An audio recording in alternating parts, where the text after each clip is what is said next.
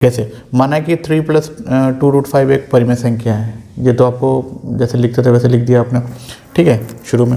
उसके बाद 3 प्लस 2√5 चूँकि परिमेय संख्या है तो p/q के फॉर्म में होगा, q नॉट इक्वल टू 0, ठीक है, ये हो गया। फिर तो ये हो जाएगा मेरा 2√5 को यहाँ पर रखना है, ठीक है दोस्तों, 2√5 को यहीं पर छोड़ देना है, ठीक है, और ये 3 उस तरफ चला जाएगा, तो हो जाएगा p/q माइनस 3। 2√5 इधर हो जाता है यहाँ पर एलसीएम लेंगे 3/1 में, तो q हो जाएगा, एलसीएम q हो जाएगा, p माइनस 3q हो जाएगा, ठीक है।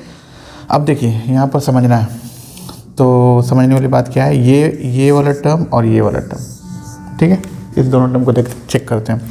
2√5 कैसी संख्या है, क्योंकि इसमें देखिए एक चीज़ है कि 2 हमारा एक परिमेय संख्या है और √5 अपरिमेय संख्या है, तो अपरिमेय संख्या और परिमेय संख्या का गुना जो होता है वो अपरिमेय संख्या होती है, ठीक है, ये बात याद रखनी है आपको।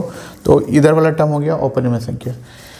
अब इधर चलते हैं, p क्या है, इंटीजर है, तो कोई भी इंटीजर है, ठीक है, पूर्णांक संख्या, माइनस 3q भी पूर्णांक संख्या, तो पूर्णांक संख्या में पूर्णांक संख्या घटाएगा तो क्या निकलेगा, पूर्णांक संख्या। ऊपर में पूर्णांक संख्या हो गया, नीचे भी पूर्णांक संख्या, यानी कि इंटीजर हो गया, इंटीजर बाय इंटीजर, यानी कि p/q के फॉर्म में हो गया।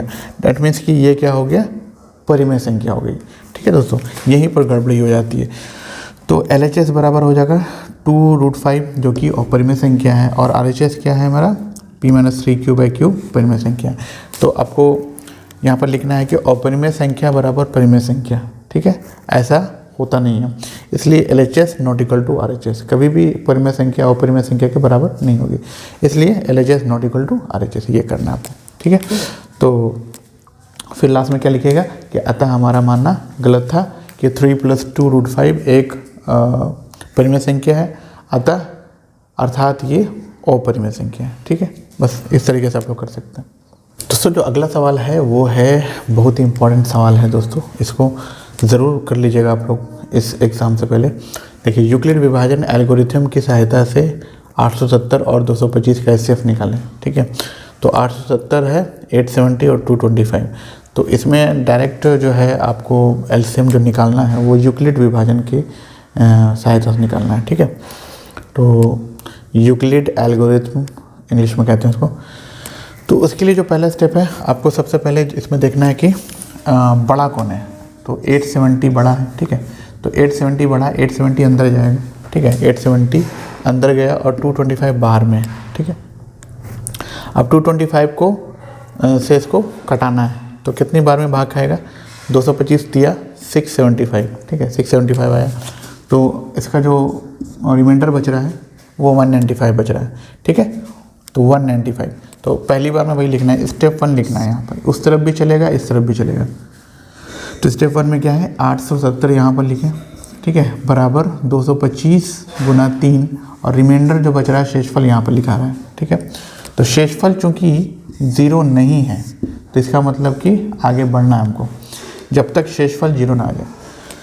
अब स्टेप 2 चलते हैं। स्टेप 2 में देखिए 195 जो है जो बचा था यहाँ पे, और ये जो होता है यहाँ पर जिससे आप भाग खिला रहे हैं वो चला जाता है अंदर फिर, ठीक है, तो अंदर चला गया, फिर जो है कितनी बार भाग खाएगा, एक बार में, तो एक बार में खाने के बाद 195 आया, उतरा 30 और फिर ये चला गया अंदर, ठीक है, 30 उतरा, ये अंदर चला गया, फिर इसको खिलाएं 30 छके, फिर 180 आया, 180 में जो शेषफल आया वो यहाँ उतरा और 30 अंदर चला गया, फिर 15 दूनी 30, लास्ट में 0 आ रहा है, ठीक है। तो स्टेप 2 में जो होगा वो लिखना है, 225 जो है यहाँ पर लिखा वो यहाँ लिखाएगा, 195 जो है वो यहाँ जाएगा, अब गुना 1 जितनी बार में खा रहा, देखिए 195 गुना 1 प्लस 30 ये हो गया, तो शेषफल हमारा हो गया नॉट इक्वल टू 0।